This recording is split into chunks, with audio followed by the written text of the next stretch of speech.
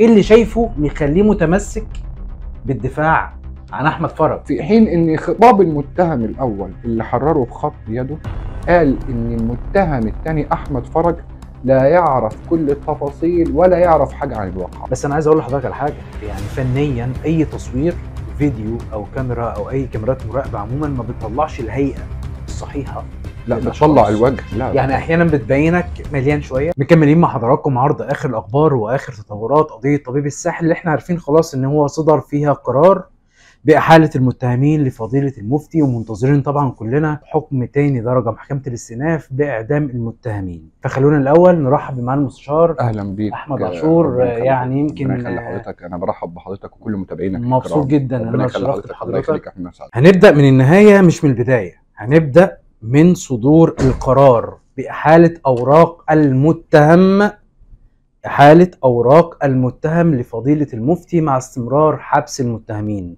هنسمع تعقيب المستشار أحمد عاشور. هو كان القرار في جلسة 18 قررت المحكمة عملا بنص المادة 381 فقرة 2 من قانون الإجراءات الجنائية إرسال وبإجماع الآراء إرسال أوراق القضية لفضيلة مفتي الجمهورية بشأن إبداء الرأي الشرعي نحو إعدام متهم. وحددت جلسة 6/11/2023 الطعن بالحكم للنطق بالحكم. أيوه، مع استمرار حبس المتهم. اللغط اللي على السوشيال ميديا اللي احنا كلنا هو كان في ضوضاء في القاعة بالظبط للأسف الشديد، والعبرة بالمكتوب. وأنا تيقنت من المكتوب فوجدت أن المتهمين يعني حضرتك تأكدت ان الموضوع المتهمين ولسه هنسمع الحكم وارد، يعني تمام. كل شيء وارد. تمام النهارده ما اقدرش اقول متهم 2 3 مش عارف ايه، لا، هو النطق بالحكم ده قرار وليس حكما. قرار امر به صحيح القانون عندما تصدر المحكمة حكما بالإعدام، فلا بد طبقا بنص المادة 381 من قانون الإجراءات الجنائية اشترط شرطان: أن تحكم بإجماع آراء أعضائها، لازم يكون في إجماع. مظبوط صحيح. الأمر الآخر أن ترسل أوراق الدعوة لفضيلة المفتي لإبداء الرأي الشرعي، وسواء المفتي قال يعدم أو لا يعدم فهو رأي استشاري للمحكمة غير ملزم. ويجب عند عرض الأوراق بنعد على المفتي 10 أيام. مظبوط. فإن لم يأتي الرد تستطيع المحكمة الحكم دون أن يصلها رد من المفتي. تمام. فرأي المفتي في حكم الإعدام هو رأي استشاري غير ملزم للمحكمة. صحيح. فده قرار تمهيدي قبل النطق بالحكم بالإعدام، ولكن جلسة النطق بالحكم هي جلسة 6/11. كلنا طبعا منتظرين الجلسة دي وأكيد طبعا حضرتك أولنا طبعا. ولكن احنا كلنا استمعنا في الجلسة الأخيرة لدفوع المستشار أحمد عاشور بخصوص المتهم أحمد فرج. دفوع كتير سمعناها وسمعنا منه يمكن مرافعة في حدود ساعتين تقريبا مع المستشار، كانت تقريبا في قرابة الساعتين. يمكن هو قال كل حاجة تخص المتهم أحمد فرج اللي احنا لحد النهاردة بنقول حواليه علامات شك كتير. أحمد فرج يا جماعة كان مشترك، أحمد فرج كان متصور، أحمد فرج ما قالش للناس اللي متعاطفة معاه. كل ده هنتكلم فيه مع المستشار أحمد عاشور، عشان دي أسئلة كتيرة جدا الناس كلها عمالة تسألها. طب هو ليه المستشار أحمد عاشور ايه اللي شايفه يخليه متمسك بالدفاع عن أحمد فرج؟ إن أحمد فرج كان في حالة عدم علم بالجريمة، وركن العلم هو ركن من أركان الجريمة أو أركان أي النظرية العامة للجريمة تتكون من ركن مادي. أي جريمة في الدنيا ليها ركن مادي وليها ركن معنوي. الركن المعنوي يتمثل في القصد الجنائي، وأحكام محكمة النقض قالت على العلم لابد وأن يثبت فاعليا لا افتراضيا. في حين ان خطاب المتهم الاول اللي حرره بخط يده قال ان المتهم الثاني احمد فرج لا يعرف كل التفاصيل ولا يعرف حاجه عن الواقع. قالوا امتى بقى يا مستشار؟ دي طلع يا فندم اثناء التحقيقات. تحقيقات النيابه؟ اثناء تحقيقات النيابه. يعني الخطاب ده يتقال اثناء تحقيقات النيابه؟ يعني بعد تحقيقات طب النيابه ليه الخطاب مباشره. ده مش مثبت في تحقيقات النيابه؟ لا، هو الاستاذ وليد خيري قدم بيه طلب وارفقه في النيابه، لكن لم يرفق رفض. باوراق الدعوه. المفروض رفق باوراق الدعوه. يعني هو اكيد قدمه في تحقيقات النيابه، بس لم المحقق يرفق بالتحقيقات، لم يفند. يعني بالظبط. النهارده تحقيقات بتجيني تقرير صفه تشريحيه، بفتح محضر امم كذا برئاسه كذا او بهيئه كذا بسرايا النيابه في ساعته وتاريخه بالظبط. حيث ورد الينا تقرير أيوة. الصفه التشريحيه، وبثبت. ايوه. لا، الكلام ده ما شفناش في تحقيقات النيابه. طب لكن احنا قدمنا صوره منه للمحكمه الموقره. طب هو وقعت الجواب دي حضرتك مش شايف ان هي غريبه شويه؟ ده غريبه جدا، يعني حتى الناس على السوشيال بس ميديا. ده دليل كتابي يعتبر. بالظبط، انا ده مع دليل كتابي. حضرتك، بس هي الفكره كلها هو ليه ما قالش الكلام ده في تحقيقات النيابه كمتهم؟ يعني المفروض ان النيابه العامه والله الموقره. بص، نقدر نقول هل هو كان في حاله اكراه؟ هل في حاله ضغط؟ هو انا اعتذر عن الموضوع اكراه ده مستشار، انا معاك في النقطه. لا، انا بس هي تمكن الناس بتقول هو يا جماعه في اكراه في النيابه. مش في النيابه يا فندم. في انا ممكن اهيئك امم تروح على النيابه مشحون تقول اللي انت عايزه. امم يعني خلاص. اكون تقصد حضرتك في افتتاحيات المباحث مثلا بص يا في. فندم، النهارده لما اقبض عليك امم وتقعد تحت يدي، قبضه يدي، امم لاكثر من يوم بدون نوم بتعذيبات بدنيه، ارهاق حضرتك. وابعتك على النيابه، هتقول ايه؟ امم اللي انا هنا حاططه لك. يعني عايز تقول ان احمد شحتة المتهم الاول في القضيه كان لا، كان مقبوض على زوجته على ووالدته. اسرته، بالظبط فبالتالي كده. ما كانش قادر يقول كل ويقال حاجه. ان كان في بعض اللي تولوا عليه التعذيب امم بيوصفوا له جسد زوجته. خصوصا كمان كان فتره التحقيق على مدار 25 ساعه متصله. ده في لغه فهمت القانون. حضرتك. لغه القانون ان استطاله امد التحقيق بغيه ارهاق المتهم والتاثير عليه عده من قبيل الاكراه. مجرد الوعد والوعيد اكراه. ومن النيابه العامه.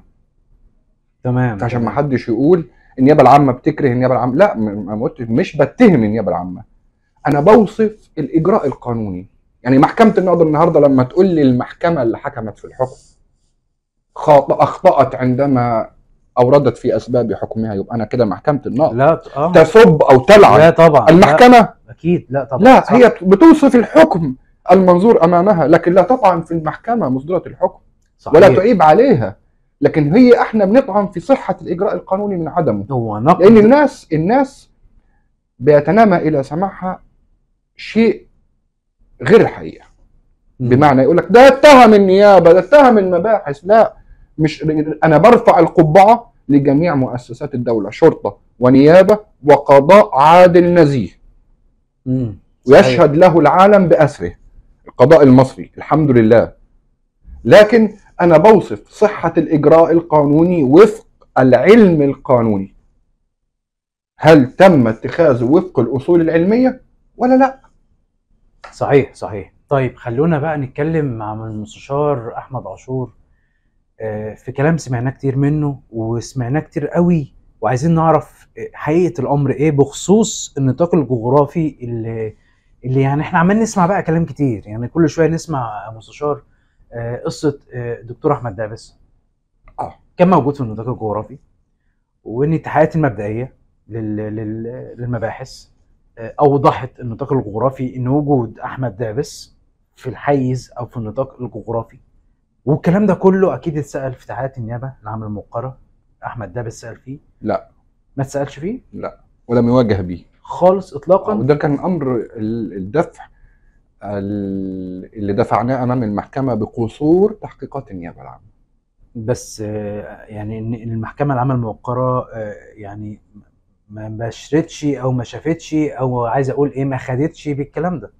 لا، ما هو دليل فني، ما ينفعش حاجه اسمها ما تاخدش بيه. ليها حق التصدي. قد نفاجأ بصدور احكام واحاله الاوراق للنيابه العامه اتخاذ شؤونها زي ما احنا شايفين دلوقتي. اولا، ثانيا، ثالثا. بص يا فندم، كل ده وارد. ولكن اذا ظهر دليل يدين هؤلاء الاشخاص، لا، هيبقى متهمين في القضيه.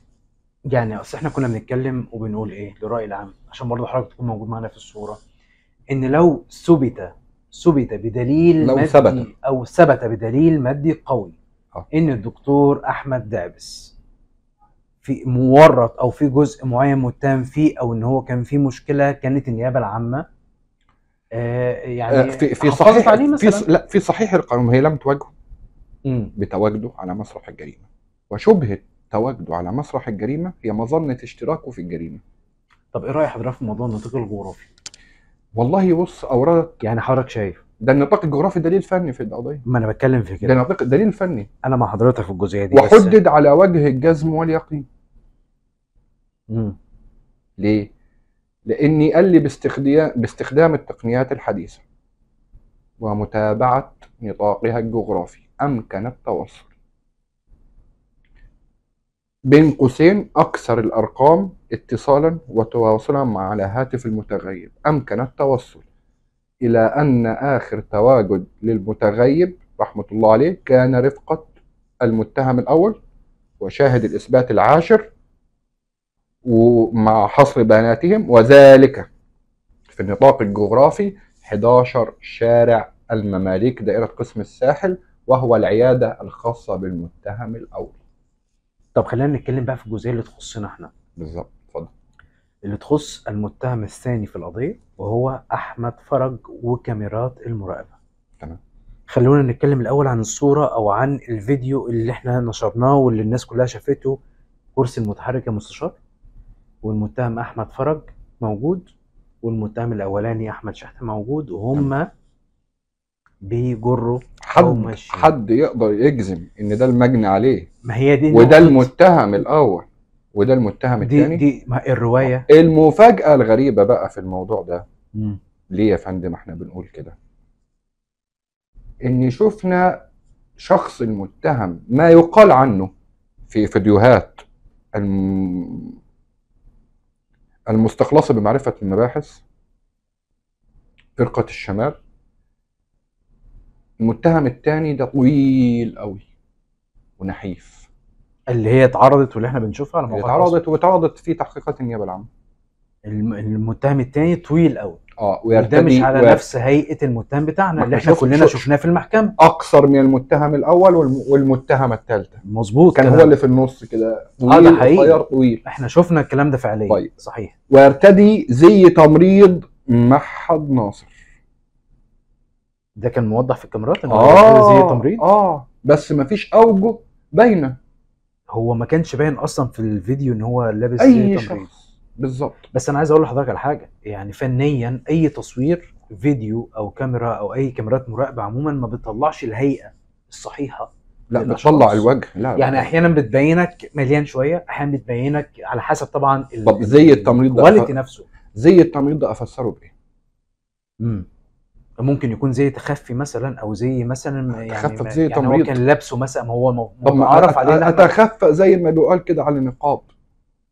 دي قصه ثانيه هتكلم فيها مع حضرتك بالظبط. بخصوص ولذلك كان طلبنا الاول في الجلسه الاولى تفريغ كاميرات الواقعه تفريغا كاملا على يد خبير فني، اللي هي الكاميرات اللي مش موجوده او اللي مش مرفقه في اللي ما راحتش للنيابه. والنيابه بريئه عنها، عشان ما حدش يقول النيابه بريئه ادخل عليها الغش والتدليس بالمخالفه لصحيح القانون. يعني حضرتك اللي كنت متمسك بيه وحضرتك دفعت بيه امام المحكمه كاميرات المراقبه اللي ما وصلتش للنيابه العامه الموقره. بالظبط يا فندم، اللي ما تمش تفريغها. بالظبط. كلنا شفنا الكاميرات الواقعيه اللي كلنا عرضناها وحضراتكم ده شفتوها. في مفاجاه. ايوه. ان الشاهده اللي قالت ان احمد فرج كان موجود في مركز نوراني الطبي وكان في حاله اعياء وعلق له محاليل كثيره، انا اعلم ان الشاهده قد تصدق وقد تكذب، فسالتها سؤال جميل. في كاميرات؟ قالت لي قلت الحمد لله، هو في دليل مش هنقدر نخليه يكذب ولا نلقنه ولا نقدر ندخل عليه اي شيء اخر. فين الكاميرات؟ خدتها المباحث.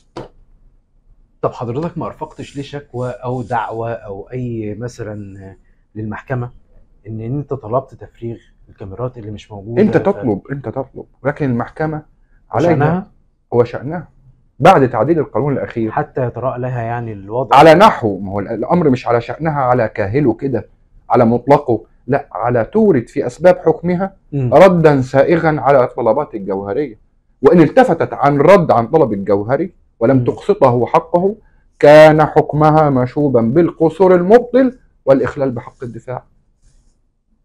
صحيح صحيح، كلام حضرتك مظبوط. طب يعني حضرتك بتقول عشان برضو بالمختصر مفيد كده عشان الناس تفهم ان الصور اللي احنا شايفينها ما نقدرش نجزم ان ده احمد فرج، لان احمد فرج لا ده شكله ولا ده هيئته ولا هو اللابس. بالظبط. اديني اثبات. عشان كده المستشار احمد عاشور دفع بيطلب ببطلان الدليل بالظبط. المستمد من الفيديوهات المصورة، وبيطلب كمان تفريغ كاميرات المراقبة اللي أيوة. لحد النهارده ما أنا ظهرتش. أحمد فرج قال أنا ما كنتش متواجد على مسرح الجريمة، أنا وصلت دكتور أسامة شقة أبو وافية، سلام عليكم وعليكم السلام. الكلام ده هيبان لي في الفيديوهات، هيبان لي في الكاميرات. هو ده اللي حضرتك قلته برضو ان احمد شحتة المتهم الاولاني في الجواب اللي بالظبط. كان حابب قال يقوله إن أحمد فرج ما يعرفش صفحة واحد، الصفحة الأولى ايوه سطر 10 و11، وأحمد فرج ما كانش يعرف كل التفاصيل ولا يعرف حاجة عن الواقعة. ده بتلك القالة أنت تنهار الركن المعنوي اللي هو أحد أركان الجريمة في حق أحمد فرج. طب احمد فرج المستشار ما شافش دكتور اسامه رحمه الله عليه وهو في حاله اعياء شديده في شقه لا يا فندم، مماليك او شافه في شقة أبو وافية في ابو وافيه، وقال له المتهم الأول إن أغمى عليه ويلا ننقله مستشفى أو نوديه مركز الفتح. والنيابة العامة قالت يا فندم شيء جميل جدا. أنا بدء مرافعتي كانت ضم مرافعة النيابة العامة حصل لمحضر الجلسة واعتبارها الجلسة سمعتها الناتجة. باذني فعلا وكنت حاضر. ليه؟ سمعت الكلام. لأن النيابة العامة قالت إن المتهم الأول حاول إسعاف المجني عليه إلى أن ساءت حالته. تلك القالة التي أوردتها النيابة العامة بمرافعتها يصدقها عليها قول مجري التحريات في محضره 14/6، قال إن المتهم الأول حاول إسعاف المجني عليه إلى أن ساءت حالته. المتهم الأول بتحقيقات النيابة العامة أورد تلك القالة. يبقى ده ينفي وقائع القتل العمد المسندة للمتهمين.